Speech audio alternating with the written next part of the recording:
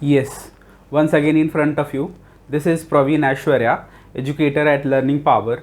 और आज के इस सेशन में हम लोग जनरल अवेयरनेस के क्वेश्चंस को डिस्कस करने वाले हैं। और आप सभी को बता दूं कि जनरल अवेयरनेस का ये सेशन हमारा जो है प्रीवियस ईयर क्वेश्चन पे बेस्ड है। और पिछले डिफरेंट एग्जाम्स में जिस तरह के क्वेश्चंस जनरल अवेयरनेस से पूछे जा रहे हैं, उन सभी को ध्यान में रखते हुए ये मैंने क्वेश्चन प्रिपेयर किया है।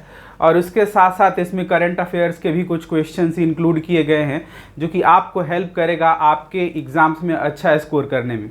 आप सभी को बता दूं कि जनरल अवेयरनेस का जो क्वेश्चंस हैं आजकल बहुत इंपॉर्टेंट हो गए हैं और ये वास्ट लेवल पे आता है। तो सबसे बेस्ट प्रिपरेशन का मेथड यही होता है कि प्रीवियस ईयर क्वेश्चन को ध्यान में रखते हुए अगर अपनी स्ट्रैटेजी बनाएं तो कम मेहनत में आप अच्छा स्कोर कर सकते हैं। क्योंकि प्रीवियस ईयर क्वेश्चन जो होते हैं वो आपको एक आइडिया प्रोवाइड करते हैं कि किन किन सेक्शंस को टच किया जा रहा है एग्जाम्स में, और उन सेक्शंस में से क्वेश्चंस पूछे जा रहे हैं। तो जब पूछ लिया गया है तो उससे रिलेटेड और कौन कौन से क्वेश्चंस बनते हैं उन सभी को ध्यान में रखेंगे तो आप बड़े आसानी से जनरल अवेयरनेस में अच्छा स्कोर कर पाएंगे। तो इसी को ध्यान में रखते हुए हमारा प्रीवियस ईयर क्वेश्चन का सेशन है जिसको हम लोग आज डिस्कस करेंगे। और आप सभी की सुविधा के लिए मैंने यहाँ पर बाइलिंगुअल जो है क्वेश्चन बनाए हैं ताकि हिंदी और इंग्लिश वाले दोनों स्टूडेंट को कोई प्रॉब्लम ना हो और बड़े आसानी से दोनों कंफर्टेबली चीज़ों को अंडरस्टैंड कर सके। तो ये हमारा सेशन है जनरल अवेयरनेस का। और इससे पहले मैंने कई सारे सेशन कवर किए हैं, वो सारे आपको मेरे चैनल के प्लेलिस्ट में मिल जाएगा, जहां से आप सारे सेक्शंस को देख करके आइडिया लगा सकते हैं। और बहुत सारे क्वेश्चंस के साथ साथ आपको ये भी पता चल जाएगा कि किस तरह के करंट अफेयर्स भी पूछे जाने की संभावना है। तो शुरुआत करते हैं आज हम लोग जनरल अवेयरनेस का ये सेशन और देखते हैं कि पहला क्वेश्चन क्या इंक्लूड किया गया है। तो यहाँ पर पहला क्वेश्चन जो है वो इंक्लूड किया गया है, आपको बोला गया है कि Cook Island recently seen in news are located in which ocean. ठीक है, तो सबसे पहला क्वेश्चन जो है यही करंट अफेयर्स का है, क्योंकि करंट अफेयर में ये हाल ही में न्यूज़ में है और इसीलिए मैंने इसको इंक्लूड किया है कुक आइलैंड। ठीक है, कुक आइलैंड जो है ये जो है न्यूजीलैंड के पास पड़ता है। न्यूजीलैंड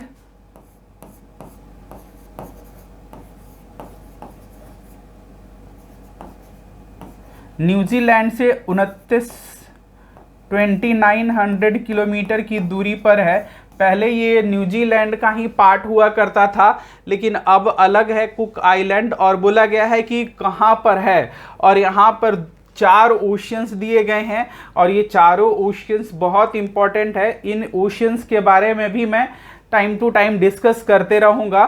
तो अब आपको बताना है कि कुक आइलैंड जो है वो कहाँ है। तो आप सभी को बता दूं कि ये जो है वो साउथ पैसिफिक ओशन, ठीक है, साउथ पैसिफिक ओशन कहाँ, दक्षिण प्रशांत महासागर। आप सभी को पता होगा कि सबसे बड़ा महासागर कौन सा है, प्रशांत महासागर। और इसी प्रशांत महासागर में आता है सबसे गहरा खाई trench, deepest trench, Marina trench. कहाँ पर आता है, मरीना गर्त बोलते हैं इसे। ठीक है, मरीना गर्त, गर्त मीन्स होता है खाई, ट्रेंच। ठीक है, मरीना ट्रेंच।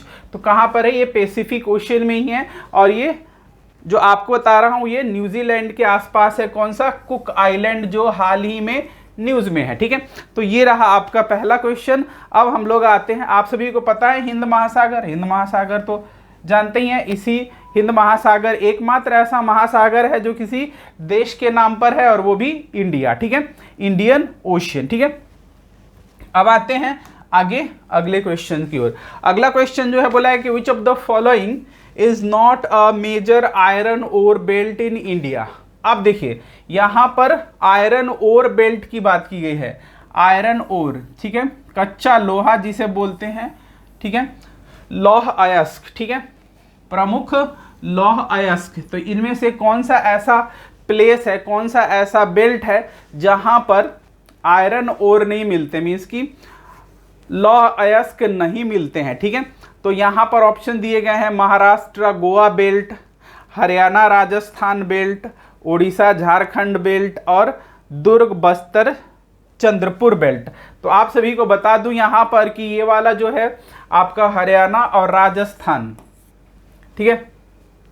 तो हरियाणा और राजस्थान ये दोनों, ये जो स्थान है यहाँ पर आयरन ओर नहीं मिलते हैं, ठीक है। तो ये वाला बेल्ट हमारा आंसर हो गया है। और हाल ही में हरियाणा के चीफ मिनिस्टर चेंज हुए हैं, जिनका नाम आपको कमेंट बॉक्स में कमेंट करना है, ठीक है। तो ये हरियाणा के चीफ मिनिस्टर का नाम पूछा गया था दिल्ली पुलिस के एग्जाम में, ठीक है। लेकिन उस समय हरियाणा के चीफ मिनिस्टर कोई और थे, लेकिन अब जो हैं बदल गए हैं। तो हरियाणा के चीफ मिनिस्टर कौन है ये बताना है। राजस्थान के भजन लाल शर्मा है, ठीक है, भजन लाल शर्मा।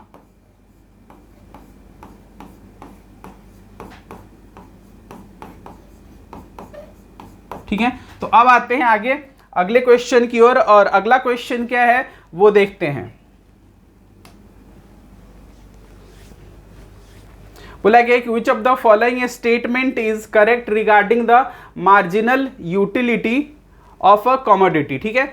कौन सा है, बोला गया कि किसी वस्तु की सीमांत उपयोगिता के बारे में निम्नलिखित में से कौन सा कथन सही है, ठीक है।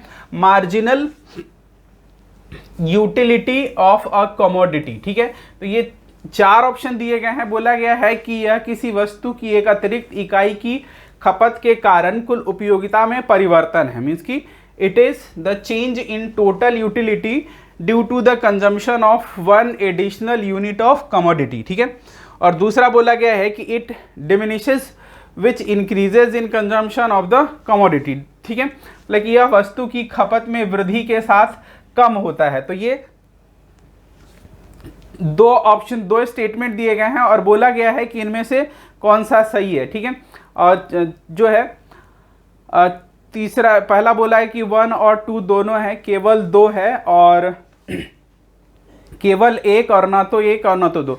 तो आप सभी को बता दूं कि ये वाला और दूसरा, पहला और दूसरा स्टेटमेंट दोनों जो है क्या है हमारा करेक्ट है। और इस तरह से हमारा आंसर हो गया है बोथ फर्स्ट एंड सेकेंड, ठीक है। तो ये अब आते हैं हम लोग अगले क्वेश्चन पर। द नेक्स्ट है, prime minister Narendra Modi led foundation stone for the world first CNG terminal. World का सबसे पहला सीएनजी टर्मिनल प्रधानमंत्री के द्वारा इनॉग्रेट किया गया सितंबर 2022 में, ठीक है। तो ये कहाँ पर है, किस राज्य में है ये बताना है। तो आप सभी को बता दूं कि ये जो इनॉग्रेट किया गया है ये है आपके गुजरात राज्य में, ठीक है। हमारा सही आंसर हो जाता है गुजरात, ठीक है। अब आते हैं अगले क्वेश्चन पर। अगला क्वेश्चन है, नेक्स्ट क्वेश्चन बोला गया है कि world refugee day is observed every year on, है ना, विश्व शरणार्थी दिवस हर साल कब मनाया जाता है, ये हमारा क्वेश्चन है। और 4 ऑप्शन दिए गए हैं, 20 जून, 22 जून, 18 जून और 17 जून। तो आप सभी को बता दूं कि विश्व शरणार्थी डेज, वर्ल्ड रिफ्यूजी डे मनाया जाता है 20 जून को। 28 जून जो है वर्ल्ड रिफ्यूजी डे सेलिब्रेट किया जाता है, विश्व शरणार्थी दिवस, ठीक है। अब आते हैं नेक्स्ट क्वेश्चन पर। अगला क्वेश्चन बोला कि परम क्या है, एक सुपर कंप्यूटर है, ठीक है। Belonging to which generation of computer, Param का सुपर कंप्यूटर किस पीढ़ी से संबंधित है, ठीक है। ऑप्शन दिए गए हैं 2nd, 1st, 5th और 3rd, है ना। तो आप सभी को बता दूं कि परम जो है ये 5वीं पीढ़ी, किस 5th जनरेशन का सुपर कंप्यूटर है परम, ठीक है। आप सभी को बता दूं अगर 1st जनरेशन की बात करें, यहां पर 1st जनरेशन की बात करें तो ये हमारा है जो 1st जनरेशन का है CDC 6600, ये था हमारा 1st जनरेशन का सुपर कंप्यूटर, ठीक है। अब बात करें अगर 2nd जनरेशन की, तो 2nd जनरेशन में आ गया IBM का सीरीज आ गया 1620,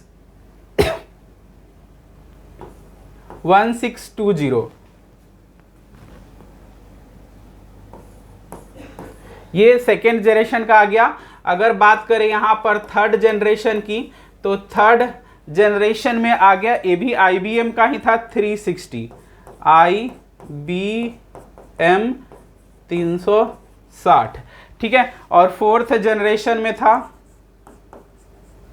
फोर्थ जनरेशन का सुपर कंप्यूटर था IBM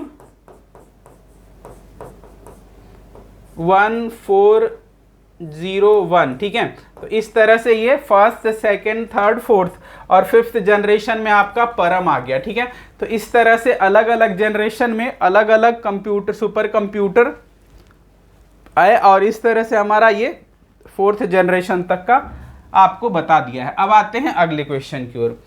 अगला बोला गया कि the Tropic of Cancer does not passes through which of the following state. तो आप सभी को पता होगा, है ना, कि कर्क रेखा भारत के 8 राज्यों से गुजरती है। कितने? 8 स्टेट्स ऑफ इंडिया, ठीक है। और वो कौन कौन से स्टेट हैं, तो आप इसको याद रखिएगा।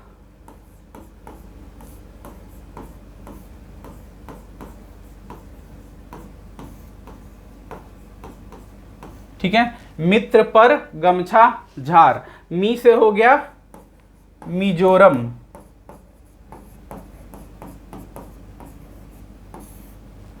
त्रा से हो गया त्रिपुरा, ठीक है। र से हो गया राजस्थान, उसके बाद ग से हो गया गुजरात, ठीक है, गुजरात आ गया।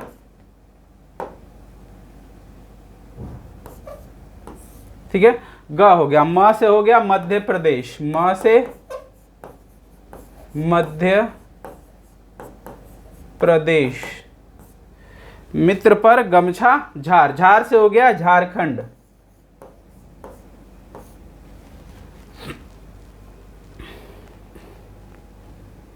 प रह गया, है ना, प रह गया। अच्छा, प लिख देता हूं पहले, यहां पर ये प रह गया, मित्र, प यहां पे होता फिर र होता, ठीक है। झा से हो गया झारखंड, ठीक है। और ये वाला प था, ये पश्चिम बंगाल था, यहां पर त्र के बाद आता प से पश्चिम बंगाल,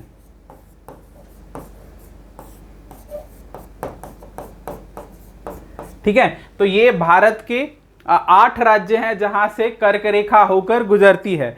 तो आप देखिए यहां पर झारखंड ऑलरेडी है, मिजोरम पहला ही था, राजस्थान ऑलरेडी है, तो ये कौन सा राज्य हो गया? ओडिशा। तो कर्क रेखा किस राज्य से होकर नहीं गुजरती है? तो ओडिशा से नहीं होकर गुजरती है। तो हमारा आंसर क्या हो गया? हमारा आंसर हो गया यहां पर ओडिशा, ठीक है। अब आते हैं अगले क्वेश्चन पर। अगला क्वेश्चन क्या कहता है वो देखिए। द नेक्स्ट क्वेश्चन इज कि which athlete become the first Indian to win diamond league final title for javelin throw in 2022। अब ये 2022 का क्वेश्चन है, लेकिन आप सभी इससे फेमिलियर होंगे क्योंकि भाला फेंकने का ये जो है इससे पहले भारत में तो उतना फेमस नहीं था, है ना। इन्होंने ही भारत में जेवलिन नाम का कोई थ्रो प्ले होता है जिसको भारत में फेमस किया, ठीक है। वैसे पहले खेलते थे लोग, जानते थे बहुत सारे लोग, लेकिन इनके इस जीतने के बाद, है ना, बहुत फेमस हो गया ये भाला फेंक, जेवलिन थ्रो। तो ये कौन से प्लेयर थे? जिनका नाम है नीरज चोपड़ा, ठीक है। तो इनके जेवलिन थ्रो के फाइनल खिताब जीतने के बाद, है ना, जेवलिन थ्रो जो है भारत में फेमस हो गया, ठीक है। तो ये हमारा पहला आंसर हो गया है नीरज चोपड़ा। अब आते हैं अगले क्वेश्चन पर। अगला क्वेश्चन क्या कहता है? द नेक्स्ट क्वेश्चन बोला गया है कि who was the first Indian to get the Oscar for lifetime achievement in cinema in 1992। Bharat में कौन से ये भारतीय हैं जिन्हें लाइफ टाइम अचीवमेंट के लिए ऑस्कर पुरस्कार मिला, ठीक है। तो ये थे हमारे सत्यजीत रे, ठीक है, भारतीय सिनेमा के ये जाने माने नाम सत्यजीत रे, ठीक है, जिनको life time achievement in cinema दिया गया 1992 में, ठीक है। अब आते हैं नेक्स्ट क्वेश्चन की ओर। अगला क्वेश्चन है, बोला गया है डिजी लॉकर, ये करंट अफेयर से रिलेटेड है और बोला गया है कि recently news is a flagship initiative in which of the ministry. ठीक है, तो डिजी लॉकर जो है इनमें से किस मिनिस्ट्री से संबंधित है? पहला बोला गया है कि ministry of commerce and industry, वाणिज्य और उद्योग मंत्रालय, दूसरा है संचार मंत्रालय, मिनिस्ट्री ऑफ कम्युनिकेशन, तीसरा है मिनिस्ट्री ऑफ सिविल एविएशन और ministry of electronics and information technology. ठीक है, तो इनमें से किसका है ये बताना है। तो आप सभी को बता दूं कि डिजी लॉकर जो है किसका फ्लैगशिप इनिशिएटिव है? Ministry of electronics and information technology. ठीक है, इलेक्ट्रॉनिक और सूचना प्रौद्योगिकी मंत्रालय का ये इनिशिएटिव है डिजी लॉकर, ध्यान रखना है, ये आपके पेपर में पूछा जा सकता है। ठीक है, अब आते हैं अगले क्वेश्चन की ओर।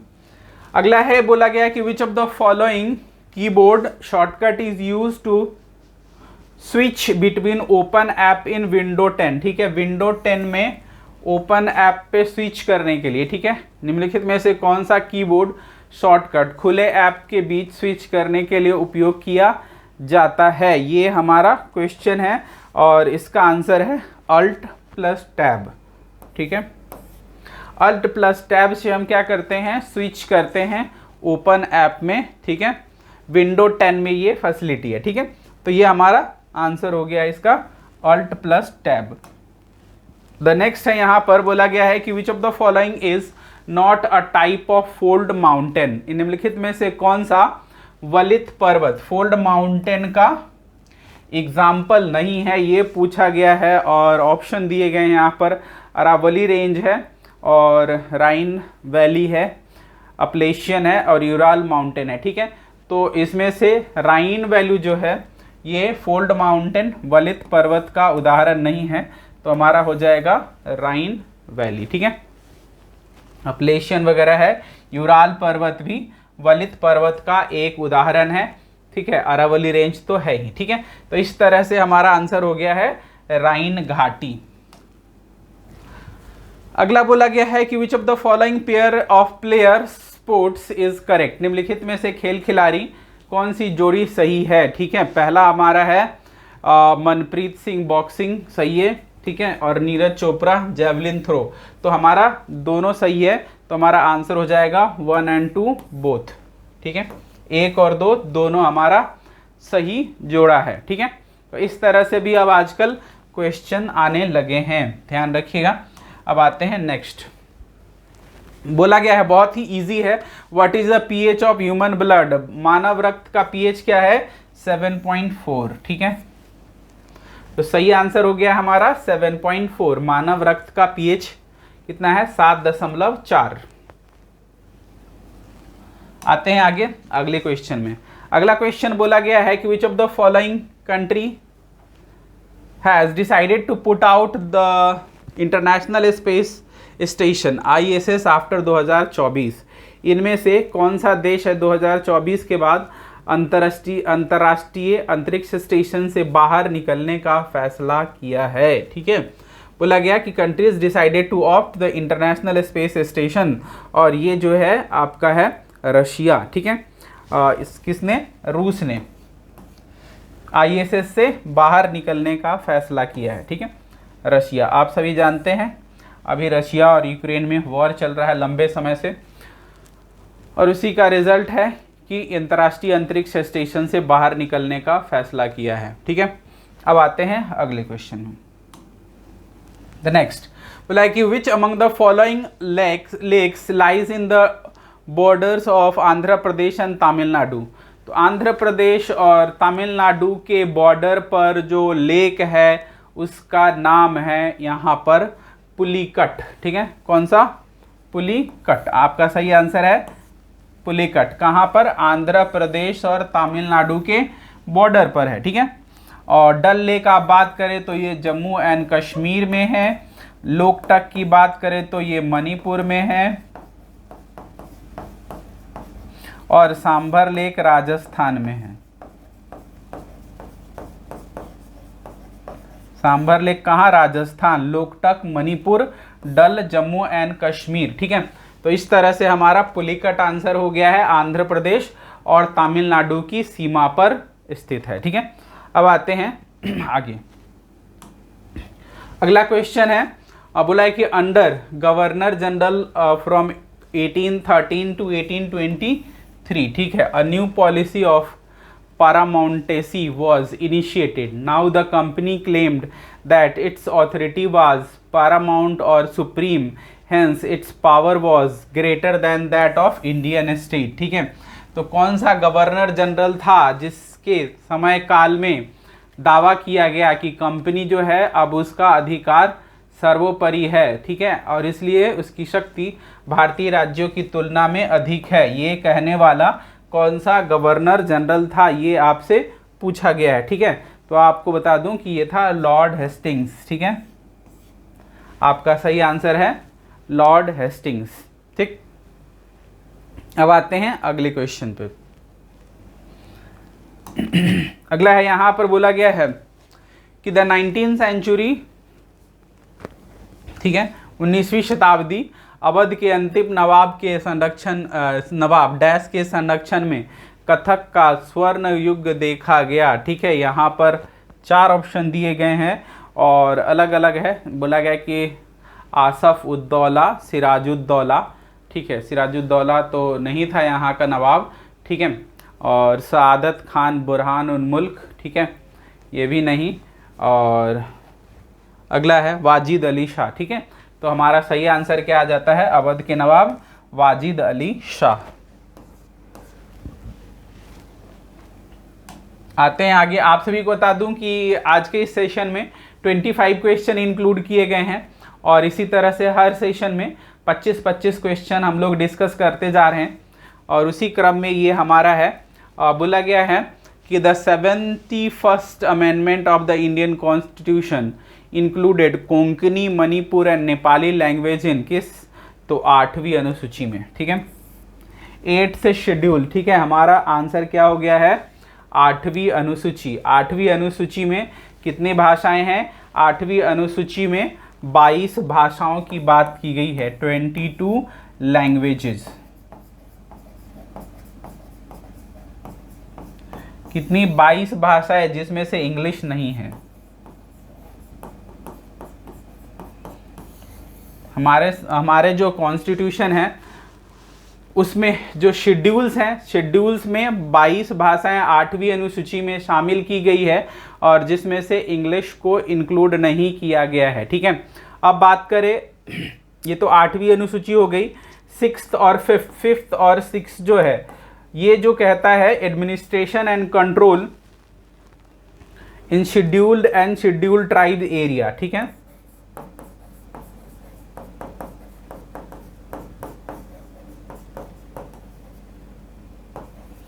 and control in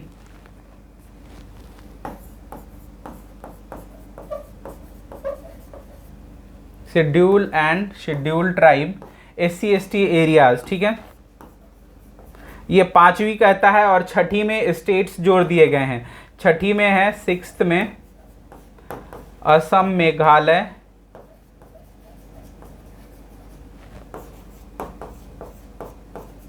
ठीक है, त्रिपुरा, मिजोरम।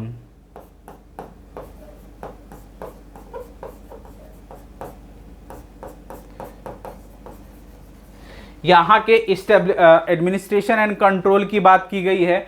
और बात करें 7वीं अनुसूची की, तो 7वीं अनुसूची में जो है लिस्ट है, ठीक है, 3 प्रकार के लिस्ट इंक्लूड किए गए हैं।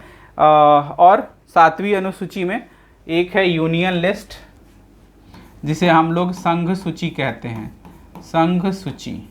ठीक है, यूनियन लिस्ट, उसके बाद स्टेट लिस्ट और कंकरेंट लिस्ट।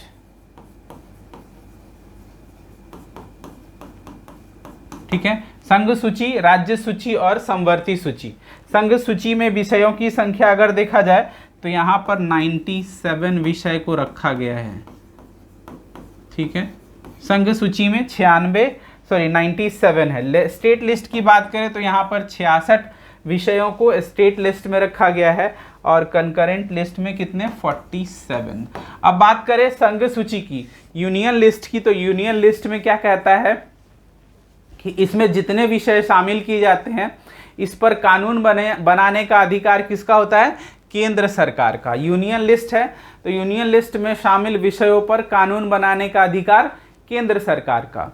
जब राज्य सूची की बात करें, स्टेट लिस्ट की बात करें, तो स्टेट लिस्ट के विषयों पर कानून बनाने का अधिकार राज्य सरकार का। और ये जो समवर्ती सूची है, कंकरेंट लिस्ट है, इसे हम लोग समवर्ती सूची कहते हैं, ठीक है, समवर्ती सूची। समवर्ती सूची में जो विषय शामिल किए गए हैं, समवर्ती सूची में शामिल विषयों पर कानून बनाने का अधिकार दोनों का है, state plus union, union plus state, दोनों मिलकर के कानून पर इस पे शामिल विषयों पर कानून बनाते हैं। ये है हमारा शेड्यूल, और शेड्यूल में मैंने जो भी इंक्लूड किया था 5वां, 6ठा, 7वां, 8वां, इन सब के बारे में आपको बताया। अब आते हैं, बोला है कि Buddha meditated for days on end under the peepal tree at dash where he attained enlightenment. तो इतना आसान दिया गया है, आप सभी को पता होगा कि गौतम बुद्ध को पीपल के पेड़ के नीचे ज्ञान की प्राप्ति हुई थी, और वो जो स्थान था वो क्या था, बोध गया, ठीक है। बोध गया कहाँ पर है, बिहार में, बिहार राज्य में एक स्थान है गया, और वहीं पर बोध गया है, और इसी के नीचे गौतम बुद्ध को ज्ञान की प्राप्ति हुई थी, ठीक है। गौतम बुद्ध के बारे में आप सभी को बता दूं कि जो है गौतम बुद्ध की का जन्म, ज्ञान प्राप्ति और मृत्यु, ये तीनों हुई थी उस दिन, पूर्णिमा का दिन था। क्या था, पूर्णिमा, ठीक है। तो आप सभी बुद्ध पूर्णिमा जानते हैं, तो ज्ञान की प्राप्ति हुई उस दिन भी पूर्णिमा था, जन्म हुआ उस दिन भी पूर्णिमा का दिन था, और मृत्यु भी हुई तो उस दिन भी पूर्णिमा का दिन था, ठीक है। तो इस तरह से कभी कभी पूछा जाता है, ठीक है। और तो ये बोध गया, यहीं पर इनके को ज्ञान की प्राप्ति हुई थी, ठीक है। अब आते हैं आगे अगले क्वेश्चन। अगला क्वेश्चन बोला गया है, which of the following dancer is related to Odissi, ठीक है, निम्नलिखित में से कौन सा नर्तक ओडिसी नृत्य से संबंधित है, ये पूछा गया है। तो आप सभी को बता दूं कि ओडिसी जो कि ओडिशा का नृत्य है, और ये जो है सुजाता महापात्रा, ठीक है। तो यहाँ पर आंसर हो गया है सुजाता महापात्रा, ये नर्तक जो है ओडिसी नृत्य से संबंधित हैं, ठीक है। अब आते हैं आगे अगले क्वेश्चन की ओर। अगला क्वेश्चन यहाँ पे कहता है कि which of the following is a type of connective tissue, ठीक है, निम्नलिखित में से कौन सा संयोजी उत्तक है, ठीक है। बोला गया है ब्लड बोन लिगामेंट, ठीक है, इनमें से कौन सा एक प्रकार का संयोगी उत्तक है, ठीक है। तो आप सभी को बता दूं यहाँ पर कि इसमें तीनों जो है कनेक्टिव टिश्यूज हैं, ठीक है। हमारा आंसर हो गया है 1, 2 और 3, ठीक। अब आते हैं अगले क्वेश्चन की ओर। अगला क्वेश्चन यहाँ पे कहता है कि directive principle of state policy of Indian constitution are borrowed from the constitution of which. तो हमने DPSP, directive principle of state policy, Ireland से बोरो किया है, ठीक है। तो हमारा सही आंसर है यहाँ पर आयरलैंड, और आयरलैंड ने खुद को इसे बोरो किया है स्पेन से, ठीक है। तो स्पेन से आयरलैंड, और आयरलैंड से किसने, इंडिया ने, ठीक है। तो स्पेन से बोरो किया आयरलैंड ने, और आयरलैंड से बोरो किया इंडिया ने। तो ये डीपीएसपी की बात है, और भारतीय संविधान के भाग 4 में क्या कहता है, डीपीएसपी राज्य के नीति निर्देशक सिद्धांत, ठीक है। राज्य के नीति निर्देशक सिद्धांत किसने, स्पेन से लिया आयरलैंड ने, और आयरलैंड से लिया इंडिया ने। बात करें जर्मनी की, तो जर्मनी से क्या बोरो किया गया, तो यहाँ से suspension of fundamental right during emergency suspension of fundamental right during emergency.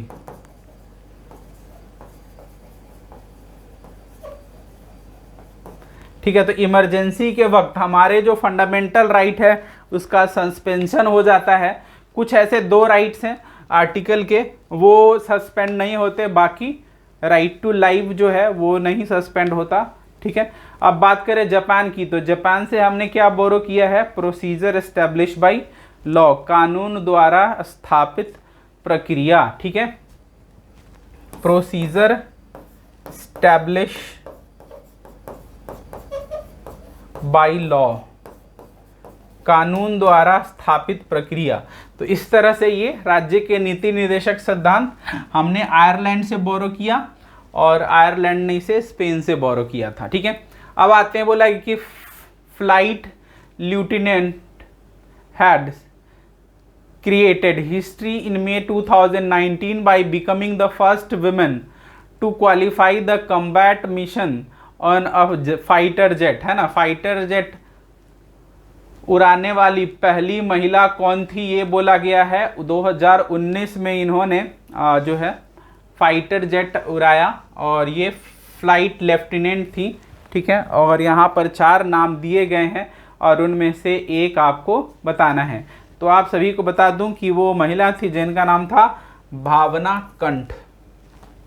ठीक है, सही आंसर इसका हो गया है भावना कंठ, जो कि फ्लाइट लेफ्टिनेंट थी और इन्होंने फाइटर जेट उड़ाया। ठीक है, अब आते हैं अगले क्वेश्चन पर। अगला बोला गया है कि which of the following is an organic impurity sewage. ठीक है, बोला कि निम्नलिखित में से कौन सा सीवेज एक कार्बनिक अशुद्धता है। ठीक है, फॉस्फेट है, ह्यूमन फेसेस है, न्यूट्रिएंट्स है, नाइट्रेट्स है और मेटल्स हैं। ठीक है, तो आप सभी को बता दूं कि ये है जो है मानव मल। ठीक है, ये है ह्यूमन फेसेस जो है, ये जो है क्या है, एक सीवेज और कार्बनिक अशुद्धता है। ठीक है, तो इस तरह से ये हमारे 25 क्वेश्चन थे आज के इस सेशन में, जिसको मैंने कवर किया है। और आने वाले टाइम में आपको डिफरेंट एग्ज़ाम्स के और भी कई सारी चीज़ें इन्फॉर्मेशन मिलेगी।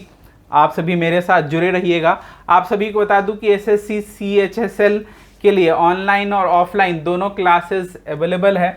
आप सभी दिए हुए नंबर पर कांटेक्ट कर सकते हैं और हमारे सोशल मीडिया के प्लेटफॉर्म पे भी जुड़ सकते हैं। हमारा टेलीग्राम चैनल का लिंक आपको डिस्क्रिप्शन में मिल जाएगा।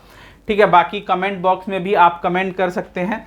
एसएससी CHSL की ऑफलाइन क्लासेस शुरू हो गई है। आप सभी इस दिए गए नंबर पर कांटेक्ट कर सकते हैं और अपनी क्लासेस के लिए इन्फॉर्मेशन प्राप्त कर सकते हैं। ठीक है, आपको इस क्लासेस में आपको जो पूरा स्टडी मटेरियल, नोट्स वगैरह सब कुछ प्रोवाइड करे जाते हैं। आपको यहाँ पर मिलेगा बुक्स। अगर आप ऑनलाइन क्लासेस ज्वाइन करते हैं तो बाय पोस्ट आपको भेजा जाएगा और ऑफलाइन क्लासेस के लिए आपको क्लास में ही ये बुक प्रोवाइड किए जाएंगे। ठीक है, क्लासेस होगी हमारे ऐप पर, जो कि है लर्निंग पावर ऐप, जिसे आप प्ले स्टोर से डाउनलोड कर सकते हैं और वहाँ से आप सभी हमारे ऐप पर जुड़ सकते हैं। आप सभी को बता दूं कि फ्री में CHSL का टेस्ट सीरीज़ अवेलेबल है। CHSL के फ्री टेस्ट के लिए आप सभी हमारा ऐप डाउनलोड कीजिए और वहाँ पर टेस्ट सीरीज़ आपको मिल जाएगा फ्री में। ठीक है, फ्री टेस्ट सीरीज़ है, आप सभी डाउनलोड कीजिए और वहाँ से आप फ्री टेस्ट सीरीज़ कर सकते हैं, जिसका लिंक मैं कमेंट बॉक्स में दूंगा। तो आप सभी उस लिंक पर क्लिक करके फ्री में टेस्ट सीरीज़ कर सकते हैं एसएससी CHSL के लिए। ठीक है, तो ये आपके लिए एक बहुत अच्छा अपॉर्चुनिटी है, जहां पर आप सभी अपने स्कोर से पता कर सकते हैं कि आप कितना स्कोर कर पा रहे हैं। तो ये CHSL का फ्री टेस्ट सीरीज़ है, बिल्कुल फ्री। आप सभी ऐप डाउनलोड कीजिए और वहां पे section wise free test series कीजिए। ठीक है, ये एसएससी CHSL के लिए है, वो भी मिलेगा आपको हमारे ऐप पर, लर्निंग पावर ऐप, जिसमें इस तरह का लोगो आपको दिखेगा। इसको आपको प्ले स्टोर से डाउनलोड कर लेना है। तो इस तरह से ये सारी चीज़ें हैं और समय समय पर मैं और भी बहुत सारे इन्फॉर्मेशन आपके साथ शेयर करता रहूँगा। तो आज के सेशन को यहीं पे करते हैं ओवर और मिलते हैं नेक्स्ट सेशन में, करेंगे कुछ और इम्पॉर्टेंट क्वेश्चंस को discuss. Thanks for watching, have a nice day.